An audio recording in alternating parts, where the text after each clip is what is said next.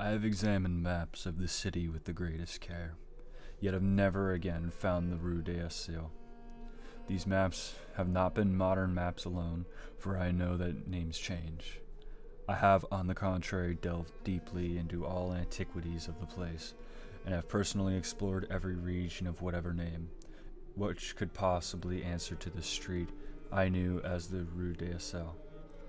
But despite all that I have done, it remains an humiliating fact that I cannot find the house, the street, or even the locality where, during the last months of my impoverished life as a student of metaphysics at the university, I heard the music of Erich Zann. That my memory is broken, I do not wonder, for my health, physical and mental, was gravely disturbed throughout that period of my residence in the Rue d'Asile, and I recall that I took none of my few acquaintances there. But that I cannot find the place again is both singular and perplexing, for it was within a half-hour's walk of the university, and was distinguished by peculiarities which could hardly be forgotten by anyone who had been there. I had never met a person who has seen the Rue d'Asile. The Rue d'Asile lay across a dark river bordered by precipitous brick blear windowed warehouses and spanned by a ponderous bridge of dark stone. It was always shadowy along the river, as if the smoke of neighboring factories shut out the sun perpetually. The river was also odorous with evil stenches which I have never smelled elsewhere, and which may some day help me to find it, since I should recognize them at once. Beyond the bridge was a narrow cobbled streets with rails, and then came the ascent, at first gradual, but incredibly steep as the Rue d'Asile was reached. I have never seen another street as narrow and steep as the Rue d'Asile. It was almost a cliff closed to all vehicles, consisting in several places of flights of steps, and ending at the top in a lofty, ivied wall. Its paving was irregular, sometimes stone slabs, sometimes cobblestones, and sometimes bare earth with struggling greenish-gray vegetation. The houses were tall, peaked roof, incredibly old, and crazily leaning backward, forward, and sideways. Occasionally, an opposite pair, both leaning forward, almost met across the street like an arch, and certainly they kept most of the light from the ground below. There were a few overhead bridges from house to house across the street. The inhabitants of that street impressed me peculiarly. At first I thought it was because they were all silent and reticent, but later decided it was because they were all very old. I did not know where I came to live on such a street, but I was not myself when I moved there. I had been living in many poor places, always evicted for want of money, until at last I came upon that tottering house in the Rue d'Asile, kept by the paralytic Blandet. It was the third house from the top of the street, and by far the tallest of them all. My room was on the 5th story, the only inhabited room there, since the house was almost empty. On the night I arrived, I heard strange music from the peaked garret overhead, and the next day I asked old Blandet about it. He told me he was an old German viol player, a strange dumb man who signed his name as Erich Zann, and who played evenings in a cheap theater orchestra, adding that Zann's desire to play in the night after his return from the theater was the reason he had chosen this lofty and isolated garret room, whose single gable window was the only point on the street from which one could look over the terminating wall at the declivity and panorama beyond. Thereafter I heard Zann every night, and although he kept me awake, I was haunted by the weirdness of his music. Knowing little of the art myself, I was yet certain that none of his harmonies had any relation to music I had heard before, and concluded that he was a composer of highly original genius. The longer I listened, the more I was fascinated, until after a week I resolved to make the old man's acquaintance. One night, as he was returning from his work, I intercepted Zann in the hallway and told him that I would like to know him and be with him when he played. He was a small, lean, bent person, with shabby clothes, blue eyes, grotesque, satyr-like face, and nearly bald head, and at my words first seemed both angered and frightened. My obvious friendliness, however, finally melted him, and he grudgingly motioned me to follow him up the dark, creaking, and rickety attic stairs. His room, one of only two in the steeply pitched garret, was on the west side, toward the high wall that formed the upper end of the street. Its size was very great, and seemed the greater because of its extraordinary bareness and neglect. Of furniture there was only a narrow iron bedstead, a dingy washstand, and a small table, a large bookcase, an iron music rack, and 3 old-fashioned chairs. Sheets of music were plied in disorder about the floor. The walls were of bare boards, and I had probably never known plaster. Whilst the abundance of dust and cobwebs made the place seem more deserted and uninhabited, evidently Erich Zann's world of beauty lay in some far cosmos of the imagination. Motioning me to sit down, the dumb man closed the door, turned the large wooden bolt, and lighted a candle to augment the one he had brought with him. He now removed his viol from its moth-eaten covering, and taking it, seated himself in the least uncomfortable of the chairs. He did not employ the music rack, but offering no choice in playing from memory, enchanted me for over an hour with strains I had never heard before, strains which must have been of his own devising. To describe their exact nature is impossible for one unversed in music. They were a kind of fugue, recurrent passages of the most captivating quality, but to me they were notable for the absence of any of the weird notes I had overheard from my room below on other occasions. Those haunting notes I had remembered, and had often hummed and whistled inaccurately to myself. So when the player at length laid down his bow, I asked him if he would render some of them. As I began my request, the wrinkled satyr-like face lost the bored plasticity it had possessed during the playing, and seemed to shew the same curious mixture of anger and fright which I had noticed when first I accosted the old man. For a moment I was inclined to use persuasion regarding rather lightly the whims of senility, and even tried to awaken my host's weirder mood by whistling a few of the strains to which I had listened the night before. But I did not pursue this course for more than a moment, for when the dumb musician recognized the whistling air, his face grew suddenly distorted with an expression wholly beyond analysis, and his long, cold, bony right hand reached out to stop my mouth and silence the crude imitation. As he did this, he further demonstrated his eccentricity by casting a startled glance toward the lone curtained window, as if fearful of some intruder.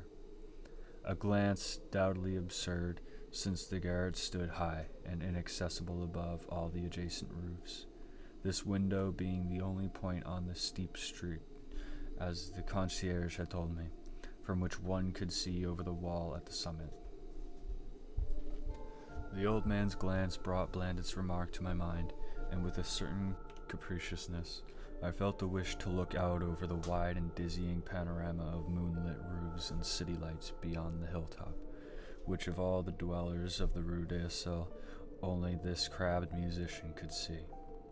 I moved toward the window and would have drawn aside the nondescript curtains, when with a frightened rage even greater than before the dumb logger was upon me again, this time motioning with his head toward the door, as he nervously strove to drag me thither with both hands. Now thoroughly disgusted with my host, I ordered him to release me, and told him I would go at once. His clutch relaxed, and as he saw my disgust and offense, his own anger seemed to subside. He tightened his relaxing grip, but this time in a friendly manner, forcing me into a chair. Then, with an appearance of wistfulness, crossing to the littered table, where he wrote many words with a pencil in the labored French of a foreigner. The note which he finally handed me was an appeal for tolerance and forgiveness. Zann said that he was old, lonely, and afflicted with strange fears and nervous disorders connected with his music and with other things. He had enjoyed my listening to his music and wished I would come again, and not mind his eccentricities, but he could not play to another his weird harmonies, and could not bear hearing them from another, nor could he bear having anything in his room touched by another. He had not known until our hallway conversation that I could overhear his playing in my room. and now asked me if I would arrange with Blanda to take a lower room where I could not hear him in the night. He would, he wrote, defray the difference in rent. As I sat deciphering the execrable French, I felt more lenient toward the old man. He was a victim of physical and nervous suffering, as was I, and my metaphysical studies had taught me kindness. In the silence came a slight sound from the window. The shutter must have rattled in the night wind, and for some reason I started almost as violently as did Erich Zann. So when I finished reading, I shook my host by the hand and departed as a friend. The next day, Blanda gave me a more expensive room on the third floor between the apartments of an aged moneylender and the room of a respectable upholsterer. There was no one on the fourth floor. It was not long before I found that Zann's eagerness for my company was not as great as it had seemed while he was persuading me to move down from the fifth story. He did not ask me to call on him, and when I did call, he appeared uneasy and played listlessly. This was always at night. In the day he slept and would admit no one. My liking for him did not grow, though the attic room and weird music seemed to hold an odd fascination for me. I had a curious desire to look out that window and over the wall and down the unseen slope at the glittering roofs and spires which must lie outspread there. Once I went up to the garret during the theater hours when Zann was away, but the door was locked. What I did succeed in doing was to overhear the nocturnal playing of the dumb old man. At first I would tiptoe up to my old fifth floor, then I grew bold enough to climb the last creaking staircase to the peaked garret. There, in the narrow hall, outside the bolted door, with the covered keyhole, I often heard sounds which filled me with an indefinable dread, the dread of vague wonder and brooding mystery. It was not that the sounds were hideous, for they were not, but that they held vibrations suggesting nothing on this globe of earth, and that at certain intervals they assumed a symphonic quality which I could hardly conceive as produced by one player. Certainly Erich Zann was a genius of wild power. As the weeks passed, the playing grew wilder, whilst the old musician acquired an increasing haggardness and furtiveness pitiful to behold. He now refused to admit me at any time, and shunned me whenever we met on the stairs. Then one night I listened at the door. I heard the shrieking viol swell into a chaotic babble of sound, a pandemonium which would have led me to doubt my own shaking sanity, had there not come from behind that barred portal of piteous proof that the horror was real, that awful, inarticulate cry which only a mute can utter, and which rises only in moments of the most terrible fear or anguish. I knocked repeatedly at the door, but received no response. Afterward I waited in the black hallway, shivering with cold and fear, till I heard the poor musician's feeble effort to rise from the floor by the aid of a chair. Believing him just conscious after a fainting fit, renewed my rapping, at the same time calling out my name reassuringly. I heard Zann stumble to the window and close both shutter and sash, then stumble to the door, which he falteringly unfastened to admit me. This time his delight at having me present was real, for his distorted face gleamed with relief, while he clutched at my coat as a child clutches at his mother's skirts. Shaking pathetically, the old man forced me into a chair whilst he sank into another, beside which his viol and bow lay carelessly on the floor. He sat for some time inactive, nodding oddly, but having a paradoxical suggestion of intense and frightened listening. Subsequently, he seemed to be satisfied, and crossing to a chair by the table wrote a brief note, handed it to me, and returned to the table, where he began to write rapidly and insistently.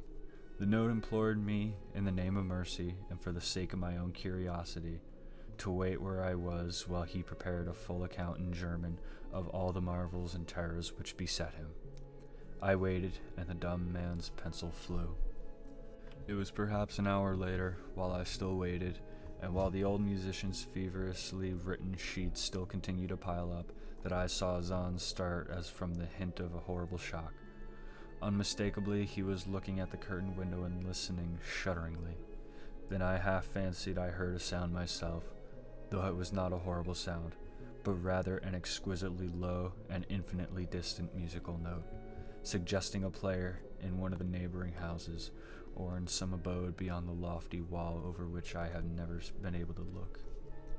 Upon Zann the effect was terrible, for dropping his pencil, suddenly he rose, seized his viol, and commenced to rend the night with the wildest playing I have ever heard from his bow save when listening at the barred door.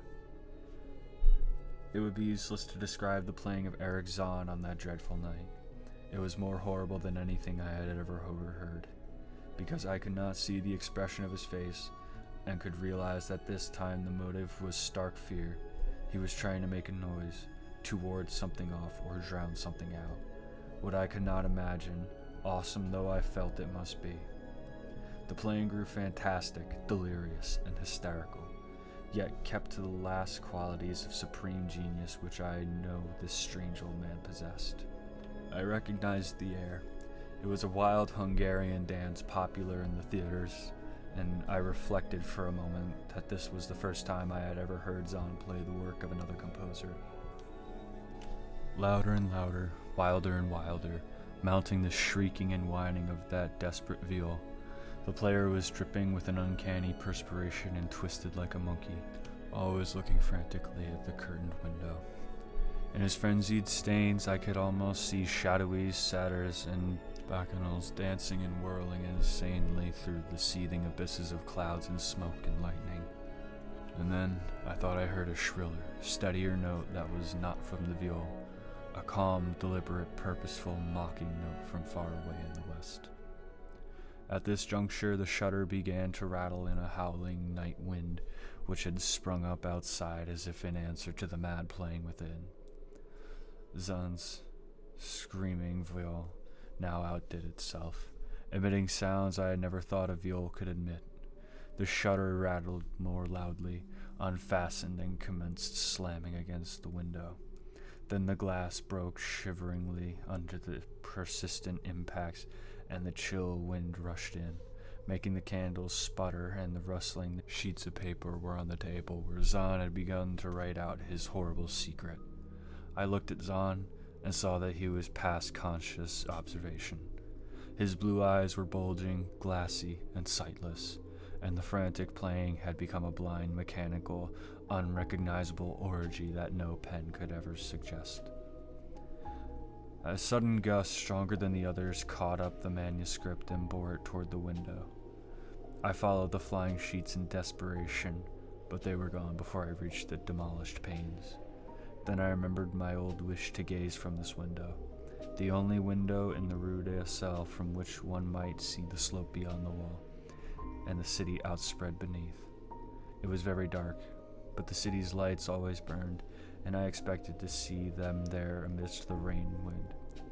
Yet when I looked out from the highest of all gable windows, looked while the candles sputtered and the insane viol howled with the night wind, I saw no city spread below and no friendly lights gleaming from remembered streets, but only the blackness of space illimitable. Unimagined space alive with motion and music, and having no semblance to anything on earth. And as I stood there looking in terror, the wind blew out both the candles in that ancient peaked garret, leaving me in savage and impenetrable darkness, with chaos and pandemonium before me, and the demon madness of that night-baying viol behind me. I staggered back in the dark without the means of striking a light, crashing against the table, overturning a chair, and finally groping my way to the place where the blackness screamed with shocking music. To save myself and Erich Zann, I could at least try, whatever the powers opposed me. Once I thought some chilling thing brushed me, and I screamed, but my scream could not be heard above the hideous viol. Suddenly, out of the blackness, the madly sawing bow struck me, and I knew I was close to the player.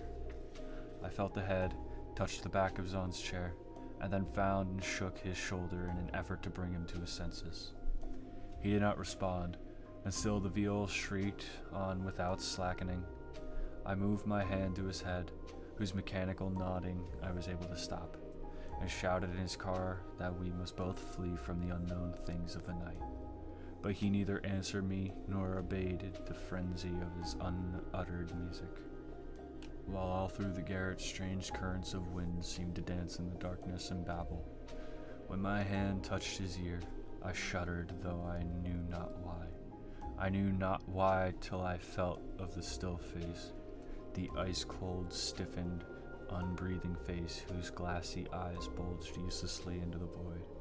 And then by some miracle finding the door and the large wooden bolt, I plunged wildly away from the glassy-eyed thing in the dark, and from the ghoulish howling of that accursed viol whose fury increased even as I plunged. Leaping, floating, flying down those endless stairs through the dark house, racing mindlessly out of the narrow, steep, and ancient street of steps and tottering houses, clattering down steps and over cobbles to the lower streets and the putrid canyon-walled river, panting across the great dark bridge to the broader, healthier streets and boulevards we know. All these are terrible impressions that linger with me, and I recall that there was no wind, and that the moon was out, and that all the lights of the city twinkled.